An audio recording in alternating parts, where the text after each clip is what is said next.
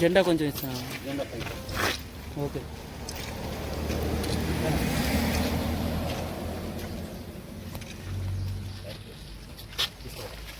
ప్రజలందరికీ మా సర్కిల్ తరఫున అందరికీ 78వ స్వాతంత్ర దినోత్సవ శుభాకాంక్షలు తెలియజేస్తున్నాము. ఎంతోమంది మహనీయులు వాళ్ళ త్యాగాల ఫలితంగా ఈరోజు మన స్వాతంత్రాన్ని సంపాదించి వాళ్ళ త్యాగాల ఫలితమే ఈరోజు మనం అంత సంతోషంగా ఉన్నాము. మన ఒక చిన్న మాట ఏమన్నారంటే, ఒకటి అలెగ్జాండర్ గారు మన దేశాన్ని దండెత్తడానికి వెళ్ళినప్పుడు అరిస్టాటిల్ ఒక మాట అంటాడు, నువ్వు అన్ని దేశాలకు వెళ్ళు కానీ ఇండియాకి వెళ్ళొద్దని చెప్తాడు. అయినా కూడా అరిస్టాటిల్ చెప్పిన మాట వినకుండా అలెగ్జాండర్ ఇండియా మీదకి వస్తాడు. ఆయన ఇండియా మీదకి దండయాత్ర చేసినా కూడా తర్వాత ఓడిపోయి మళ్ళీ రిటర్న్ అవుతాడు.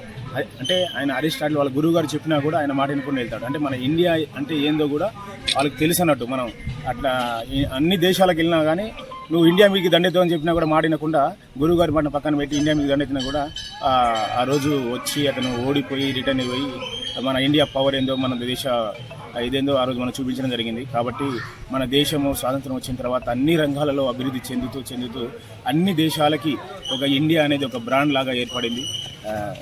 ఈ అవకాశం ఇచ్చిన మీడియా మిత్రులకు ధన్యవాదాలు తెలుపుతున్నాను. Thank you.